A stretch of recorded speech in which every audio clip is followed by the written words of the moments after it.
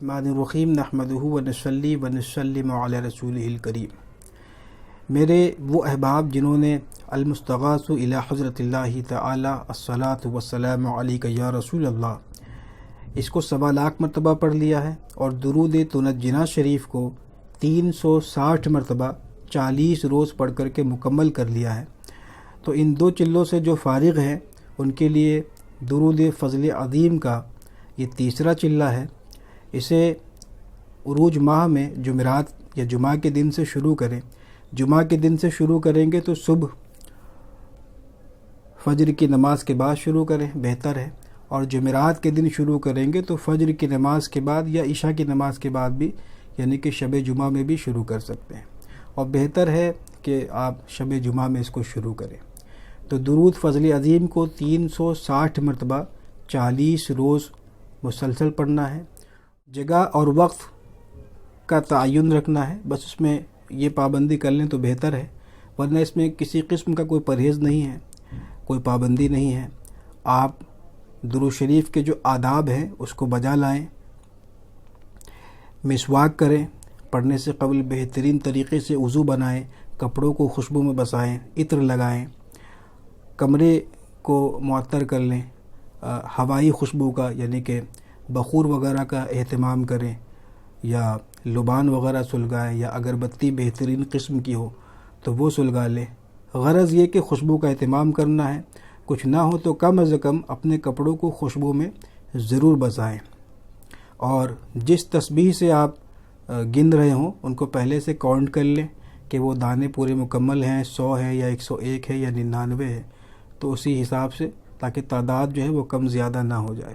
360 مرتبہ درود فضل عظیم آپ کو پڑھنا ہے۔ درود شریف یہ ہے: یا ذل فضل العظیم صلی علی فضلک العظیم ورحمتک العظیم ونعمتک العظیم اللہم تفضل علینا بفضلک العظیم فی الدنیا والآخرہ۔ 360 مرتبہ آپ کو پڑھنی ہے۔ اس درود شریف کے فضائل بہت زیادہ ہیں۔ جو تنگ دست ہے، مفلوق الحال ہے، اس کو چاہیے کہ 200 مرتبہ روز پڑھے، یا کم از کم 100 مرتبہ روز پڑھے، تو انشاءاللہ تعالی تنگ دستی دور ہو جائے گی۔ دولت و غنا کے لیے بہترین وظیفہ ہے یہ۔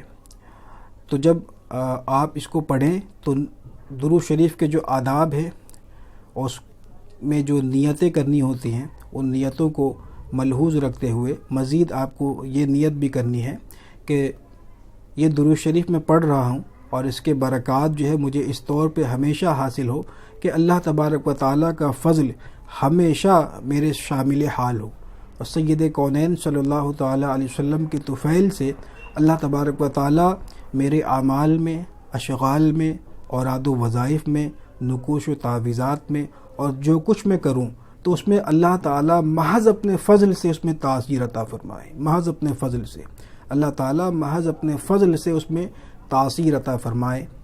یہ آپ کو نیت کرنی ہے، اور اس درود کے فضائل بہت زیادہ ہیں، اور میں یہی کہوں گا کہ اس کو چلہ مکمل کرنے کے بعد پھر اس کو بطور مواظبت یا مداومت کے طور پہ اس کو پڑھنا تو خیر نہیں ہوتا ہے، لیکن اگر آپ چاہیں تو پھر 100 مرتبہ اس کو ہمیشہ پڑھتے رہیں۔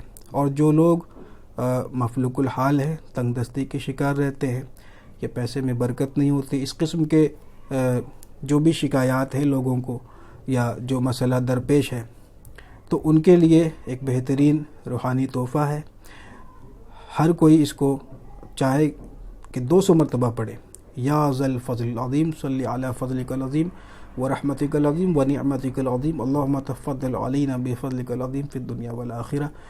200 مرتبہ پڑھے، ورنہ کم از کم 100 مرتبہ پڑھے۔ میں نے اس درود شریف کے بے پناہ برکات دیکھے ہیں، تو آپ اس کو پڑھیں انشاءاللہ تعالی۔ بہت ہمارے مشائخ حضرات عالیہ، قادریہ، برکاتیہ، رضویہ کے معمولات کا ہے، اور ایک عظیم روحانی تحفہ ہے، اور ایک مقبول صیغہ ہے درود شریف کا۔